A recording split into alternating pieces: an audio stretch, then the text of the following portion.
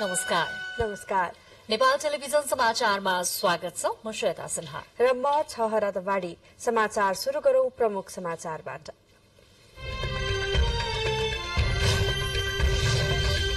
प्रधानमन्त्री पुष्पकमल दाहाल प्रचण्डद्वारा पोखरा अन्तर्राष्ट्रिय विमानस्थलको उद्घाटन। निजगढ अन्तर्राष्ट्रिय विमानस्थलको निर्माण छिट्टै शुरू गर्ने उल्लेख। प्रदेशहरूमा नयाँ सरकार गठनको प्रक्रिया शुरू। कुनै पनि प्रदेशमा एउटै पार्टीको बहुमत नहुँदा गठबन्धन सरकार बन्ने सम्भावना। केन्द्रीय गठबन्धनको प्रभाव प्रदेशमा पनि। दूधको मूल्य वृद्धि स्थगित। सहमतिमा पछि मूल्य तोकिने।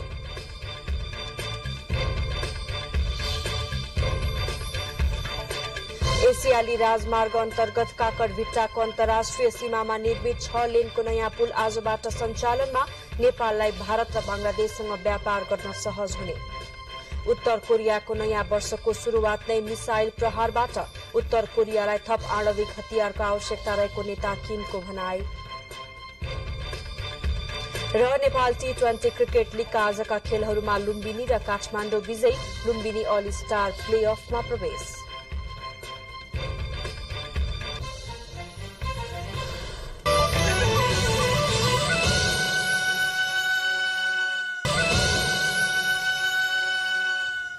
समाचार अब विस्तारमा।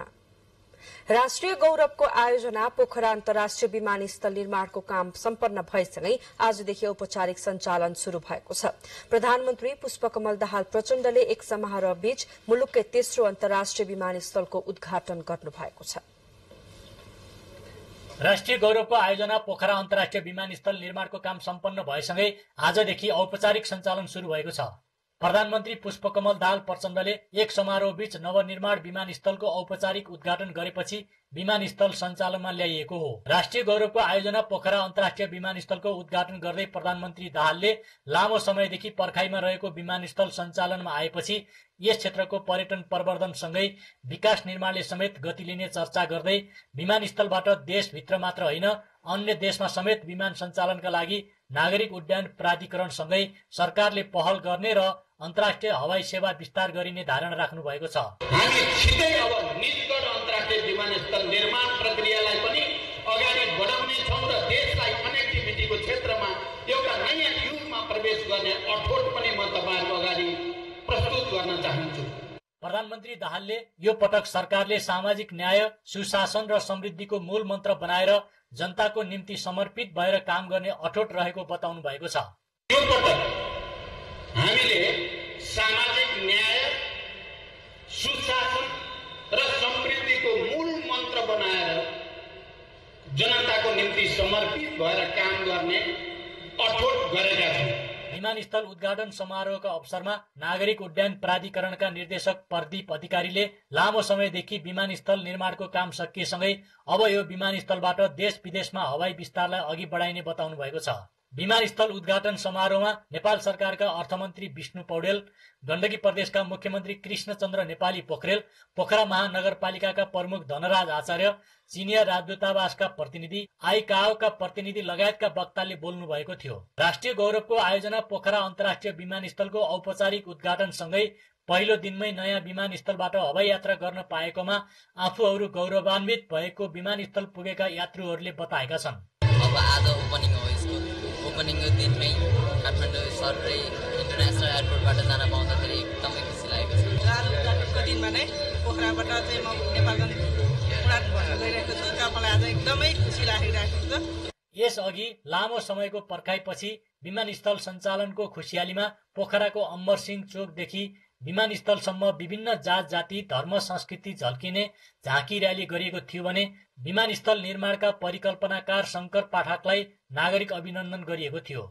परशुराम शर्मा, नेपाल टेलिभिजन, गण्डकी प्रदेश, कास्की, पोखरा। प्रधानमन्त्री पुष्पकमल दाहाल प्रचण्डले वर्तमान सरकारले विकास निर्माणका कामलाई प्राथमिकतामा राख्ने बताउनु भएको छ। नेकपा माओवादी केन्द्र कर्णाली प्रदेशका नेता तथा कार्यकर्तालाई प्रधानमन्त्री निवास बालुवाटारमा निर्देशन तथा भेटघाट गर्नुहुँदै प्रधानमन्त्री प्रचण्डले जनताको विश्वास जित्ने गरी काम गर्ने बताउनुभयो। जनताका मुद्दा र समस्यालाई ध्यानमा राखेर काम गर्ने नीति सरकारले लिएको प्रधानमन्त्री दाहालको भनाइ छ। कर्णाली प्रदेशमा आफ्नो पार्टी सबैभन्दा अगाडि रहेकोमा खुशी व्यक्त गर्नुहुँदै प्रधानमन्त्री दाहालले सो क्षेत्रको विकासका लागि ध्यान दिने उल्लेख गर्नुभयो। नेकपा एमालेका अध्यक्ष केपी शर्मा ओलीले खेलकुदमा जस्तै राजनीतिमा पनि फाउल गरे रेड कार्ड दिएर खेलबाट बाहिर पठाउनु पर्ने बताउनु भएको छ। मदन भण्डारी स्पोर्ट्स एकाडेमीको स्थापना दिवसका अवसरमा काठमाडौँमा आयोजित कार्यक्रममा अध्यक्ष ओलीले खेल लगायत सबै ठाउँमा अनुशासनको आवश्यकता रहेको भन्दै फाउल गरे राजनीतिमा समेत रेड कार्ड दिएर आउट गर्नुपर्ने बताउनु भएको हो। उहाँले शिक्षा र स्वास्थ्यको आवश्यकतासँगै समाजमा अनुशासनको पनि आवश्यकता रहेको धारणा राख्नुभयो। अनुशासन र नियममा चल्न नसके कोही पनि रहन नसक्ने उहाँको भनाइ छ। दैनिक जीवनमा, व्यवहारिक जीवनमा, सामाजिक जीवनमा, लेनदेन कारोबारमा, केहीमा पनि खेलकुददेखि लिएर सबै कुरामा राजनीतिमा पनि फल खेल्नु हुँदैन। कार्यक्रममा अध्यक्ष ओलीले केही बेर टेबल टेनिस खेल्नु भएको थियो भने खेलाड़ीहरूले विभिन्न कला कौशल प्रस्तुत गरेका थिए।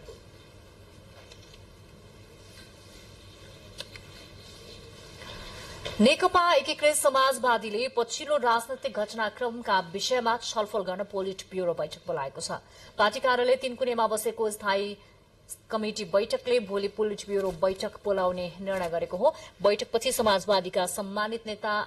समाजवादीका नेता झलनाथ खनालले वर्तमान परिस्थितिका विषयमा गहन रूपमा बैठकमा छलफल भएको जानकारी दिनुभयो। नयाँ सरकारको नीति तथा कार्यक्रमका बारेमा केही थाहा नभएको अवस्थामा सरकारमा जाने वा नजाने विषयमा कुनै निर्णय नभएको र पर्ख र हेरको अवस्थामा रहेको उहाँले बताउनुभयो।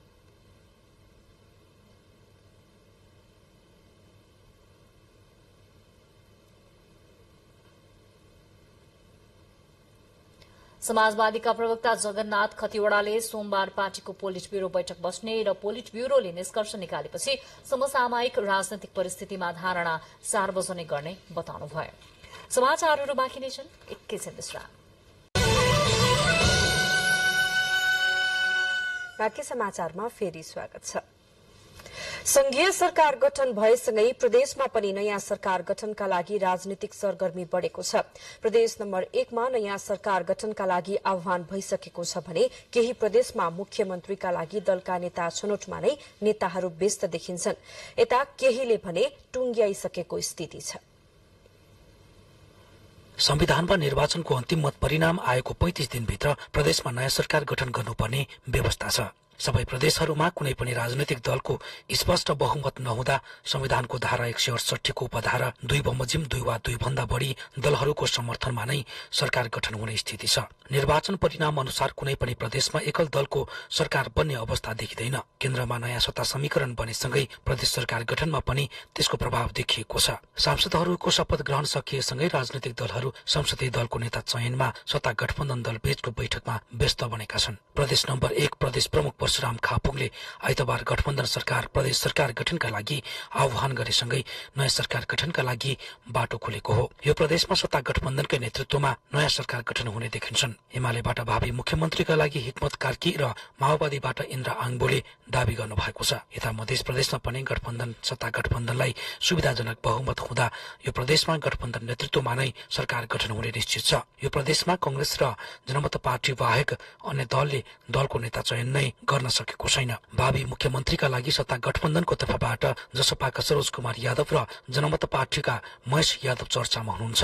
बागमती प्रदेश सरकारको सोमबारदेखि हिउँदे अधिवेशन शुरू हुँदैछ। यहाँ पनि सरकार गठनको आह्वान अझै भएको छैन। यहाँ पनि सत्ता गठबन्धनको सहज बहुमत हुँदा एमाले माओवादी र राप्रपाको नेतृत्वमा नयाँ सरकार गठन हुने देखिन्छन्।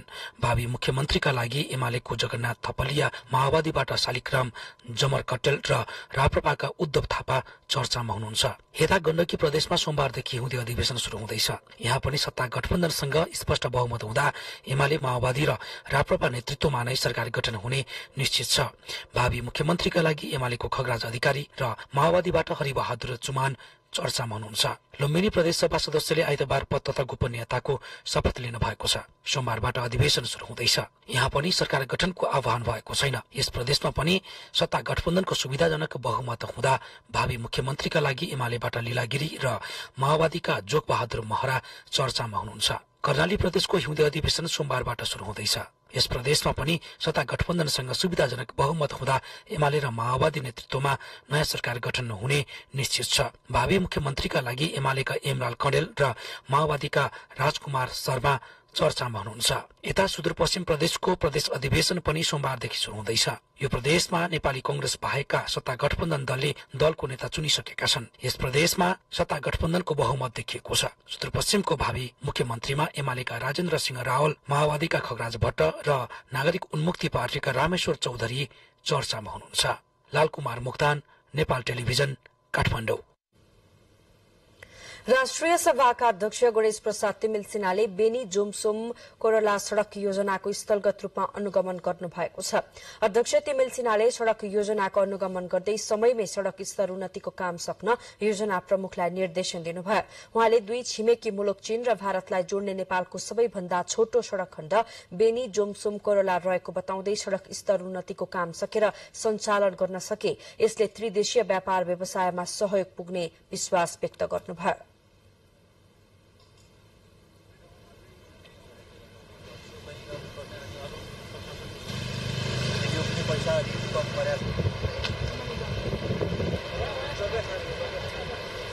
सो सड़क खण्डको मुस्ताङ खण्डमा करिब 70% भन्दा बढ़ी काम सकिएको छ।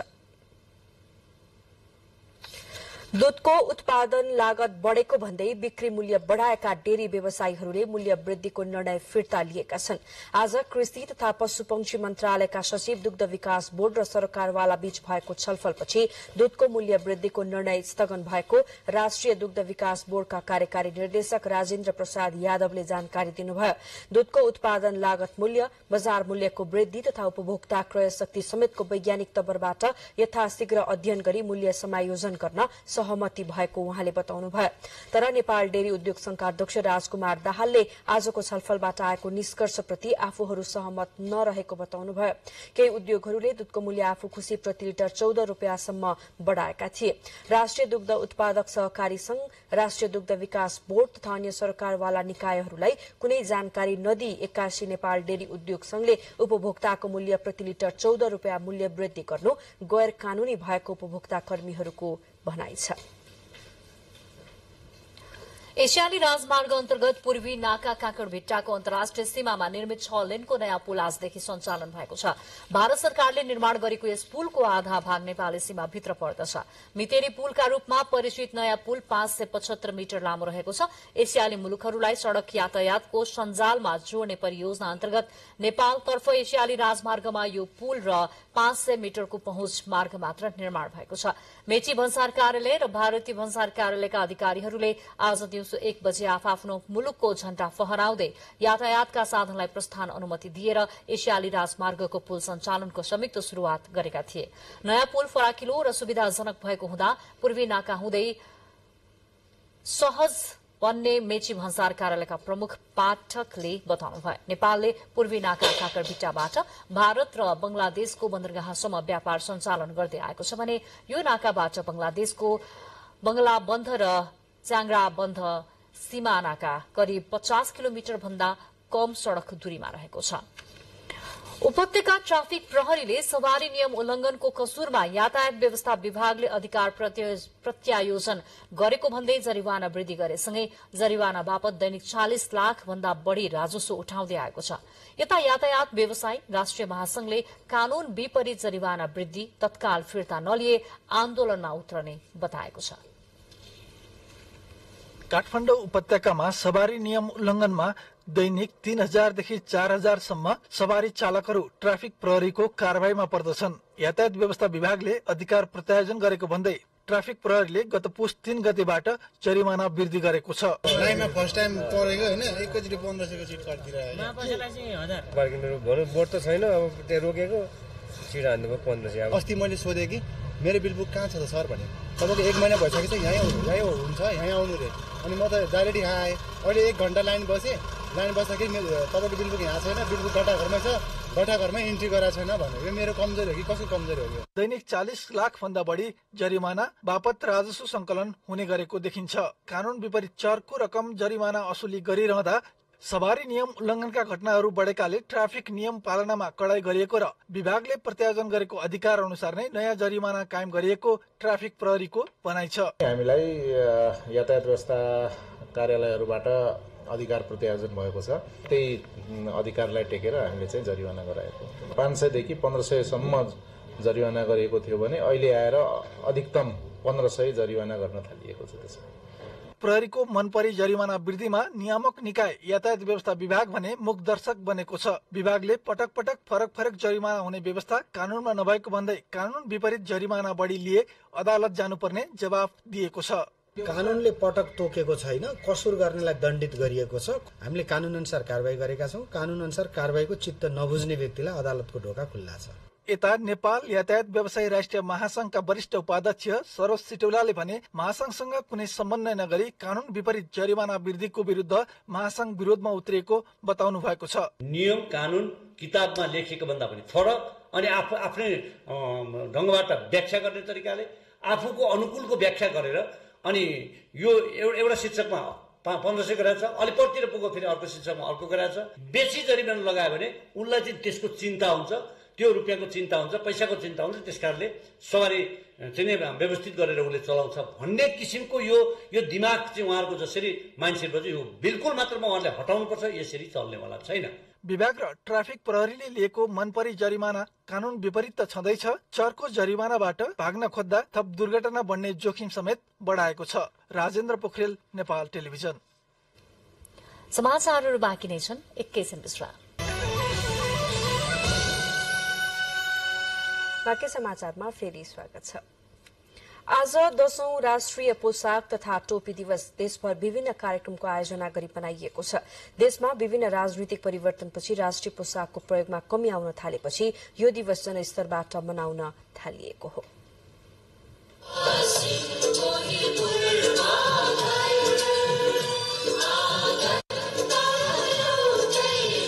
पाश्चात्य संस्कृतिको प्रभाव बिस्तारै कम गर्दै त्यसैसँगै आफ्नो मौलिकताको प्रवर्धन गर्ने अभियान युवाहरूले जारी राखेका छन्। त्यसै अन्तर्गत यस वर्ष पनि युवाहरूले राष्ट्रिय पोशाक तथा टोपी दिवस मनाएका छन्। वर्षमा एक दिन भए पनि आफ्नो संस्कृति र पहिचान बारे सार्वजनिक रूपमा कार्यक्रमको आयोजना गरेर नयाँ पुस्तालाई जानकारी गराउन अभियान शुरू गरिएको हो। यस्ता मौलिक र परम्परागत रूपमा नेपाली पहिचानसँग जोडिएका विषय सकभर सधैँ र त्यति पनि नभए औपचारिक समारोहमा त्यसको उपस्थिति होस् भन्ने अभियान कर्मीहरूको चाहना छ। विश्वव्यापी रूपमा जति पनि नेपालीहरू बसिरहनु भएको छ विश्वभरि फैलिएर उहाँहरूले चाहिँ आजको दिनलाई चाहिँ राष्ट्रिय पोसाक दौरा सुरुवाल पिँध चोली र ढाका टोपी लगाएर चाहिँ आजको दिन सेलिब्रेट गरिन्छ भने हाम्रो पोसाक हाम्रो राष्ट्रिय टोपी विश्वव्यापी रूपमा फैलिनेछ। शुरूमा बनेपाबाट शुरू भएको राष्ट्रिय पोसाक दिवसको अभियानमा अहिले अधिकांश नयाँ पुस्ता जोडिँदै गएका छन्। नेपालमा मात्र नभई विश्वभरि छरिएर रहेका नेपालीहरूले हरेक वर्ष भव्यताका साथ मनाउँदै आएका छन्। विशेषतः भात गाउँले टोपी र ढाका टोपीलाई नेपाली टोपीका रूपमा लिइन्छ भने गुन्यू चोली दौरा सुरुवाल राष्ट्रिय पोसाकको रूपमा मान्यता दिनुपर्ने अभियन्ताहरूको माग छ। नेपालमा रहेका विभिन्न समुदायको आफ्नै पहिचान झल्किने पोसाक रहेको भए पनि पोसाकमा सांस्कृतिक पहिचान र राष्ट्रिय फरक भएकोले आफूहरूले अभियान शुरू गरेको उनीहरूको भनाइ छ। दिवसले नेपाली टोपी र राष्ट्रिय पोसाकको प्रवर्धनमा सहयोग पुग्ने र देशभित्र पनि टोपी संस्कृतिले प्रोत्साहन पाउँदै गएको दावी गरिएको छ। हाम्रो जुन मौलिकता झल्काउने हाम्रो स्वाभिमानको प्रति ढाका टोपी र दौरा सुरुवालले पनि अन्तर्राष्ट्रिय स्तरमा स्थापित गर्न आवश्यक छ। नेपाली पोसाक राष्ट्रिय पोसाक यो कहिले भन्ने कुराहरूलाई चाहिँ युरोपीहरूका लागि उहाँहरूले पनि थाहा पाउनुहुनेछ भन्ने एउटा ज्ञानको लागि चाहिँ हामीले नेपाली टोपी र राष्ट्रिय पोसाक प्रवर्धन गर्ने उद्देश्यले अंग्रेजी नयाँ वर्षको पहिलो दिन पारेर शुरू गरिएको राष्ट्रिय टोपी दिवसले अहिले व्यापकता पाएको छ। विदेशी संस्कृतिमा रमाई हाल्ने नयाँ पुस्तालाई आफ्नो संस्कृति र मौलिकतालाई एकपटक सम्झन बाध्य बनाएको युवाहरूको भनाइ छ। मौलिकता, सम्पदा, धरोहरको संरक्षण, राष्ट्रिय पोसाक, झण्डा, स्वाभिमानको पहिचान भन्ने नारा रहेको यसपालिको टोपी दिवसमा इतिहासविद ज्ञान मणि नेपाललाई सम्मान समेत गरिएको छ। नेपाली टोपी र राष्ट्रिय पोसाक नेपालको राष्ट्रियता झल्काउने प्रतीक हो। यसको महत्वलाई बढुवा दिन यो दिवस निकै नै सान्दर्भिक छ। त्यसैले यसको संरक्षण र सम्वर्धन गर्न जरुरी छ। क्यामेरामा अनुप घिमिरेको साथमा मानवी बानिया, नेपाल टेलिभिजन, काठमाडौँ। नेपालले आधिकारिक रूपमा वैशाख 1 गतेदेखि नयाँ वर्ष मान्ने गरेको भए पनि पछिल्ला वर्षहरूमा ईस्वी सम्मतमा नयाँ वर्ष मानिने जनवरी 1 तारिकका दिनलाई पनि नयाँ वर्षको रूपमा मनाउने चलन बढ्दै गएको छ। खास गरी विदेशी पर्यटकहरूको चहल पहल धेरै हुने पर्यटकीय क्षेत्रहरूमा नयाँ वर्षको चहल पहल आकर्षक हुने गरेको छ। नयाँ वर्ष उत्साहको क्षण हो। नयाँ वर्ष विश्वमा अलग अलग तिथिमा मनाउने चलन छ। नेपालमा नयाँ वर्षको पहिलो महिना वा पहिलो दिन वैशाख 1 गते नयाँ जोश र जंगरका साथ मनाउने परम्परा हो। तर पछिल्लो समय अंग्रेजी नयाँ वर्ष जनवरी 1 मा पनि धुमधामका साथ मनाउन थालिएको छ। नयाँ वर्षको पूर्व सन्ध्यामा ठमेलमा महोत्सव आयोजना गरिएको थियो भने नयाँ वर्षको दिन मिष्टान्न भोजन खाँदै साथीभाइसँग रमाइलो घुमघाम र भलाकुसारी गरी मनाएका छन्। काठमाडौँको विभिन्न पार्कहरूमा नयाँ वर्ष मनाउनेहरूको चहल पहल बढ़ी नै देखिन्थ्यो। नेपालमा पनि विदेशी कल्चरहरू भित्रिराखेको छ क्या, होइन? त्यही भएर अब यसलाई नि अब मान्छेहरूले न्यू इयरको रूपमै मान्दछन् अहिले। अंग्रेजी नयाँ वर्ष मनाउनेमा विशेष गरी आधुनिक युवा युवतीहरू देखिन्छन्। किशोरावस्थामा जति सक्रियता र उत्सुकता अरूमा खासै नदेखिने स्वयं उनीहरू आफै बताउँछन्। नयाँ वर्ष भन्ने बित्तिकै एउटा नयाँ टाइम भन्नाले पहिलाको कुरालाई बिर्सेर रमाइलो गर्ने, घुम्ने, मजा गर्ने, त्यही त हो नयाँ वर्ष। नयाँ युवाहरूलाई नै हो नि त, अब केही गरौँ, केही जोस जागर गरौँ भनेको युवाहरूलाई नै हुन्छ नि त। ग्रेगोरियन पात्र अनुसार आजदेखि अंग्रेजी नयाँ वर्ष शुरू भएको हो। सन् 2022 लाई विदाई गर्दै सन् 2023 शुरू भएको छ। यसु ख्रिष्टको जन्म भएको वर्षदेखि पादरी ग्रेगोरियनले शुरू गरेकोले यसलाई ग्रेगोरियन पात्र भन्ने गरिन्छ। क्यामेरामा प्रद्युम्न मिश्राको साथमा दुर्गा खड्का, नेपाल टेलिभिजन। भौतिक संरचना पर्याप्त भएर पनि बागलुङको बलेवा विमानस्थल सञ्चालनमा आउन सकेको छैन। 2048 सालदेखि नियमित उडान हुन नसकेको बलेवा विमानस्थल 2074 पछि केही महिना सञ्चालन भएकोमा पुनः बन्द हुँदा स्थानीयलाई असुविधा भएको छ। करोड़ौं रुपियाँ खर्च गरेर निर्माण गरिएको बागलुङ बलेवा विमानस्थल सञ्चालनमा आउन सकेको छैन। विमानस्थलको 700 मिटर लम्बाई तथा 30 मिटर चौडाई धावन मार्ग, कालो पत्रे लगायत सम्पूर्ण पूर्वाधार 3 वर्ष अगाडि निर्माण गरे पनि अहिले आएर विमानस्थल सञ्चालनमा आउन सकेको छैन। 2076 सालमा नेपाल नागरिक उड्डयन प्राधिकरणले Kasthamandap Uma and company JB बल्खुसँग 7 करोड़ रुपियाँमा ठेक्का सम्झौता गरी काम गरेको थियो। लामो समयदेखि बन्द रहेको विमानस्थलमा धेरै रकम खर्च गरी निर्माण गरिएको भए पनि सञ्चालनका लागि कुनै निकायले चासो नदेखाउँदा अल्पत्र अवस्थामा रहेको स्थानीयवासीहरूको भनाइ छ। एयरपोर्ट कच्ची भयो भन्ने बहानामा पक्की गराए, अहिलेसम्म कुनै केही पनि यहाँ हेरिएन। यस अगाडि आवश्यक पूर्वाधार र यात्रुको अभाव भएको भन्दै विमानस्थल सञ्चालन हुन नसक्दा बन्द भइरहेको थियो। धावन मार्गको नाली कटिङ तथा तारबार, कालोपत्रका लगायत विमानस्थलको सम्पूर्ण पूर्वाधार निर्माण सम्पन्न भए पनि विमानस्थल सुचारू हुन सकेको छैन। विमानस्थल सञ्चालनका लागि स्थानीय तहदेखि प्रदेश र संघ तीनै तहसम्म पहल भइरहेको र आगामी दिन सञ्चालन हुनेमा आशावादी रहेको बानपा 12 का वार्ड अध्यक्ष चक्रबहादुर खत्रीले बताउनुभयो। हामी ढुक्क छौं, यहाँको आवश्यकता पनि छ, हामी त्यसलाई हामी अगाडि चाहिँ पहल गर्न पनि सक्छौं र त्यो राष्ट्रिय लेभल तक पनि यसको आवश्यकता खड्केको अवस्था छ। त्यसकारणले यो सञ्चालन हुन्छ भन्नेमा हामी ढुक्क छौं। 2048 सालदेखि नियमित उडान हुन नसकेको बागलुङको बलेवा विमानस्थल बागलुङ नगरपालिकाको संयोजनमा 2074 मा केही महिना उडान भरेको थियो, तर त्यो दीर्घकालीन बन्न सकेन। हवाई सेवा नियमित भएमा बागलुङ जिल्ला साथै पर्वत म्याग्दीका जनताले समेत सुविधा पाउने छन्। किरण आचार्य, नेपाल टेलिभिजन, बागलुङ। अहिले तपाईँ नेपाल टेलिभिजनको राति 8 बजेको समाचारका साथमा हुनुहुन्छ। बुलेटिनमा प्रमुख समाचार पुनः एकपटक।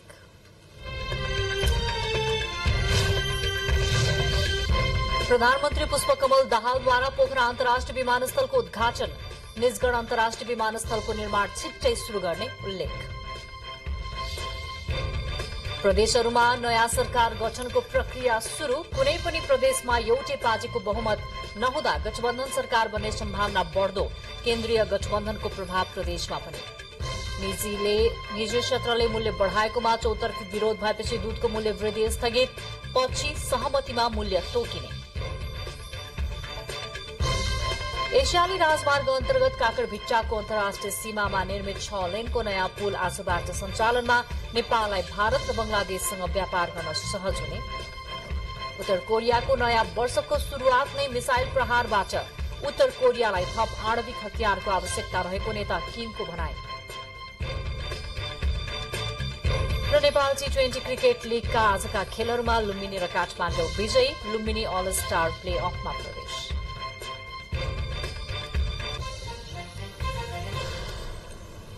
नेपाल स्रष्टा समाजले आज बहुभाषिक कवि गोष्ठीको आयोजना गरेको छ।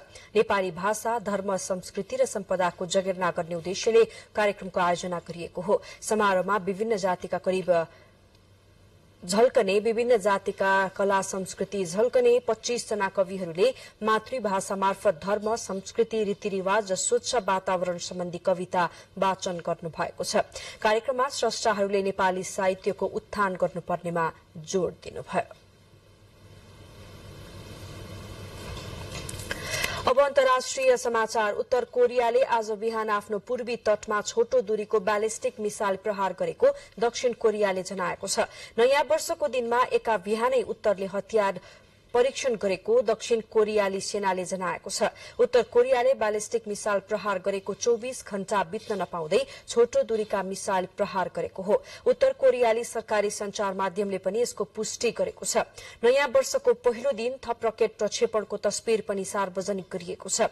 साथै उत्तर कोरियाली केन्द्रीय समाचार एजेन्सीले उत्तर कोरियाली नेता किम जोङ उनले नयाँ रकेटहरूको ठूलो प्रदर्शनको निरीक्षण गरेको र हतियार बनाउन खटिएका कामदारहरूलाई बधाई दिएको जनाएको छ। गत हप्ता सत्तारूढ़ वर्कर्स पार्टीको वर्षको अन्त्यको बैठकमा किमले उत्तर कोरियालाई थप आणविक हतियारको आवश्यकता रहेको बताउनु भएको थियो। बाँकी समाचार एकैछिनपछि।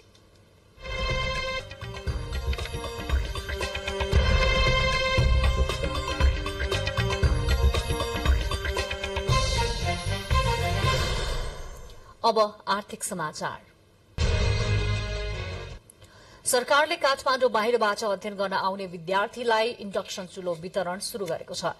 वैकल्पिक ऊर्जा प्रवर्धन केन्द्रले पहिलो चरणमा 2865 जनालाई निशुल्क इन्डक्सन चुलो वितरण गरेको हो। शहरी क्षेत्रमा कोठा भाडामा लिएर अध्ययन गर्न बस्ने विद्यार्थीहरूलाई राहत स्वरूप सरकारले निशुल्क इन्डक्सन चुलो वितरण शुरू गरेको छ। ऊर्जा प्रवर्धन केन्द्रले पहिलो चरणमा उच्च हिमाली क्षेत्रका विद्यार्थीहरूलाई निशुल्क इन्डक्सन चुलो वितरण शुरू गरेको हो। केन्द्रले दैनिक 100 जनाका दरले 2865 जनालाई चुलो वितरण गरेको छ। दोस्रो चरणमा पहाड़ी क्षेत्र लगायतका विद्यार्थीहरूलाई वितरण गरिने केन्द्रले जनाएको छ। दोस्रो चरणका लागि 800 विद्यार्थीको आवेदन परिसकेको छ। आम विद्यार्थीहरूलाई जुन चाहिँ सार्वजनिक हिसाबले आएर यहाँ बसेर काठमाडौँ पढ्नुहुन्छ, उहाँहरूलाई अलिक कठिनता छ, फ्युलहरू एरेन्ज गर्न कठिन छ भन्ने हिसाबले हामीले यो कार्यक्रमलाई बढावा दिने पनि कोसिस गरेका छौं। सरकारले निशुल्क चुलो वितरण कार्य सुरु गरेपछि विद्यार्थीले खुशी व्यक्त गरेका छन्। खाना पकाउने एलपी ग्यास महँगो हुने तथा कुनै समयमा नपाइने समस्याबाट मुक्त भएको विद्यार्थीहरूले बताएका छन्। यो धेरै राम्रो गरेको छ। अब दुर्गम क्षेत्रबाट आएर हामीले यो ग्यासको भाउ धेरै बढेको छ अहिले पछिल्लो समयमा, अनि त्यसको लागि अब इन्डक्सन चुलोले धेरै राहत हुन सक्छ। अनि त्यसैले यो इन्डक्सन चुलोले हामीले धेरै राम्रो राहत गरेको छ। स्टुडेन्टहरूलाई त झनै राम्रो गरेको छ। एकदम नै खुसी छु म। सरकारलाई धेरै धन्यवाद दिन चाहन्छु। जेएनआर विद्यार्थीहरूको लागि यस्तो दिनुभएको छ, धेरै नै सजिलो भएको छ। ग्यासको सट्टा अब इन्डक्सन चुलो गरिन्छ। यो एउटा चाहिँ राम्रो इनिसिएसन हो। यस्तो चाहिँ अझै पनि के भन्छ यसलाई चाहिँ बढी प्रमोट गर्नुपर्छ। गर्नु पनि पहिले नै थियो, जे ढिलो भए पनि ठिकै छ। विद्यार्थीहरूलाई वितरण गरिएको इन्डक्सन चुलो उच्च गुणस्तरको रहेको केन्द्रले जनाएको छ। 1 वर्ष वारेन्टी भएको सो चुलो 2000 वाटको रहेको छ। सरकारले झण्डै 78 लाख रुपियाँ बराबरको चुलो वितरण गरेको हो। क्यामेरामा प्रद्युम्न ढुङ्गेलका साथमा कमला अर्याल, नेपाल टेलिभिजन, काठमाडौँ। 10औं पोल्ट्री दिवसको अवसरमा चितवनमा आयोजित कार्यक्रममा वक्ताहरूले अर्थतन्त्रमा उल्लेखनीय योगदान दिने पोल्ट्री क्षेत्रलाई राज्यले व्यवस्था गरेको गुनासो गरेका छन्। नेपालमा कुखुरा पालन अर्थात पोल्ट्री क्षेत्रमा 1 खर्ब 50 अर्ब रूपियाँको लगानी रहेको भए पनि राज्यले व्यवसायलाई व्यवस्थित गर्न नसक्दा सयौं व्यवसायहरू बन्द हुने अवस्थामा पुगेको उनीहरूको भनाइ छ। पोल्ट्री उद्योग संघका कार्यकारी निर्देशक गणेश प्रसाद सिलवालले नेपाल राष्ट्र बैंकको कसिलो मौद्रिक नीतिका कारण पोल्ट्री व्यवसायमा नकारात्मक प्रभाव परेको बताउनुभयो। कृषिजन्य कुल गृहस्थ उत्पादनमा पोल्ट्रीले 8% ओगटेको व्यवसायीहरूले बताएका छन्। अब खेल समाचार।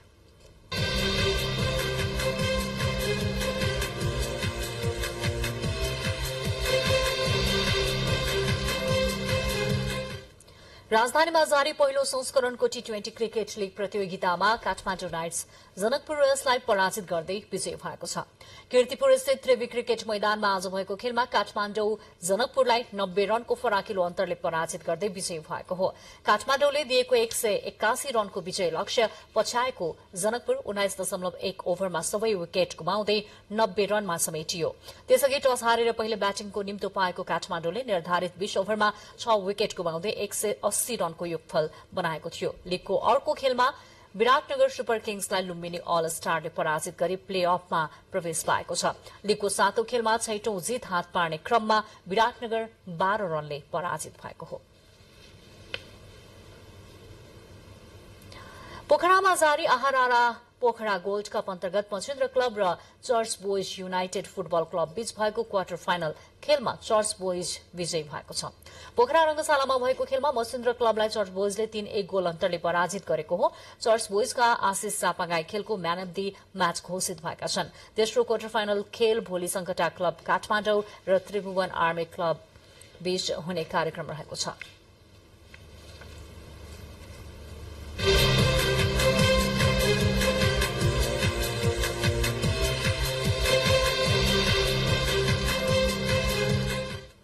कठ्याङ्ग्रिदो चिसोसँगै चलेको शीतलहरले तराई क्षेत्रको जनजीवन कष्टपूर्ण बनेको छ। विपद जोखिम न्यूनीकरण तथा व्यवस्थापन प्राधिकरणका अनुसार शीतलहरले जनजीवन प्रभावित भए पनि विगतको जस्तो मानवीय क्षति भने हालसम्म भएको छैन। चिसो बढेसँगै देशभरिको जनजीवन प्रभावित भएको छ। अझ अत्याधिक चिसोका कारण तराईको जनजीवन कष्टपूर्ण बनेको छ। दिनभर बाक्लो हुस्सु लाग्ने र घाम नलाग्नुका साथै शीतलहर चल्न थालेपछि जनजीवन कष्टकर बनेको हो। चिसोबाट अति विपन्न र दैनिक ज्यालादारी गरेर गुजारा चलाउने परिवार बढ़ी प्रभावित भएका छन्। चिसोका कारण श्वास प्रश्वास, कोल्ड डायरिया, रुगाखोकी जस्तो समस्या देखिने गरेको छ। चिसोमा सुत्केरी महिला, बालबालिका र वृद्ध बढ़ी प्रभावित देखिएका छन्। सरकारले सिराहा, सप्तरी, सुनसरी, बारा, पर्सा, रौतहट लगायत तराईका 11 र हिमाली 21 जिल्लालाई चिसोका लागि जोखिमयुक्त जिल्ला मानेको छ। चिसोबाट हुने जोखिमको व्यवस्थापनका लागि स्थानीय तहबाटै आवश्यकता अनुसार सामग्री वितरण गर्ने व्यवस्था मिलाइएको छ। स्थानीय र जिल्ला तहले व्यवस्थापन गर्न नसक्ने अवस्थामा मात्र विपद जोखिम न्यूनीकरण तथा व्यवस्थापन प्राधिकरणले अग्रसरता लिनेछ। अहिलेसम्म चाहिँ हामीलाई कुनै पनि स्थानीय तहले अथवा जिल्ला विपद व्यवस्थापन समितिले पनि यहाँ एकदमै जोखिमको अवस्था छ र प्राधिकरण नै क्रियाशील भएर यहाँ यो सही गरिदिनु पर्यो भनेर भनेको अवस्था छैन। त्यसको मतलब उहाँहरूबाट स्थानीय स्तरबाट नै अहिले त्यसको व्यवस्थापन भइरहेको छ भन्ने नै हो। प्राधिकरणका अनुसार विगत 10 वर्षमा शीतलहरकै कारण 116 जनाको मृत्यु भएको छ। यस वर्ष भने जाडोकै कारण विगतमा जस्तो मृत्यु भएको छैन। चिसोकै कारण मृत्यु भएको कुरा चिकित्सकले प्रमाणित गर्नुपर्ने नियम छ, जसका कारण सरकारी तथ्याङ्कमा चिसोका कारण मृत्यु हुनेको संख्या 0 देखिए पनि बढ्दो चिसोको प्रभाव शुरू भए यता तराईका जिल्लामा करिब आधा दर्जन व्यक्तिको मृत्यु भइसकेको छ। क्यामेरामा रोबिन दहालका साथ सलुजा दहाल, काठमाडौँ। अब मौसम सम्बन्धी थप विवरण। देशको पहाड़ी भूभागमा आज राति आंशिकदेखि सामान्य बदली तथा बाँकी भूभागमा आंशिक बदलीदेखि मौसम सामान्यतया सफा रहने मौसम पूर्वानुमान महाशाखाले जनाएको छ। प्रदेश नम्बर 1 को पहाड़ी भूभागका 1 वा 2 स्थानमा हल्का वर्षाको सम्भावना रहनुका साथै प्रदेश नम्बर 1 गण्डकी र कर्णाली प्रदेशका हिमाली भूभागका 1-2 स्थानमा हल्का हिमपातको समेत सम्भावना रहेको छ। काठमाडौँमा आज राति न्यूनतम तापक्रम 3 र 5 तथा भोलि दिउँसो अधिकतम तापक्रम 14 र 16 डिग्री सेल्सियस बीच रहने अनुमान पनि गरिएको छ। अब मौसम सम्बन्धी थप विवरण।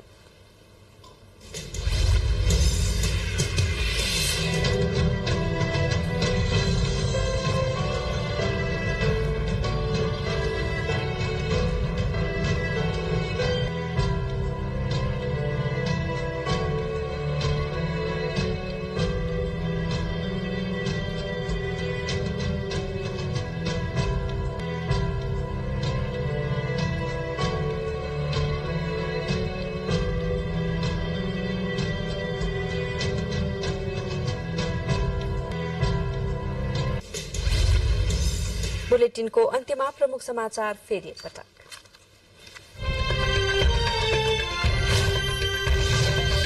प्रधानमन्त्री पुष्पकमल दाहाल प्रचण्डद्वारा पोखरा अन्तर्राष्ट्रिय विमानस्थलको उद्घाटन। निजगढ अन्तर्राष्ट्रिय विमानस्थलको निर्माण छिट्टै शुरू गर्ने उल्लेख। प्रदेशहरूमा नयाँ सरकार गठनको प्रक्रिया शुरू।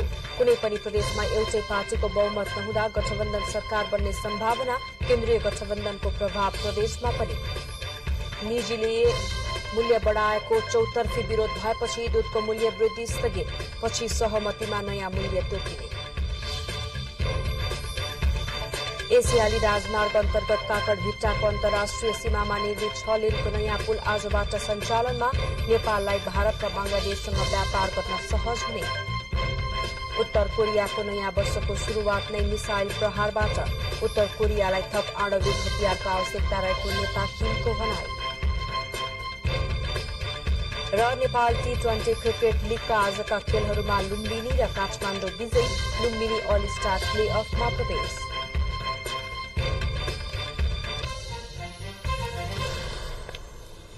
हवस् त अहिलेलाई समाचारको सिलसिला यति नै। नेपाल टेलिभिजन हेर्दै गर्नुहोला। नमस्कार।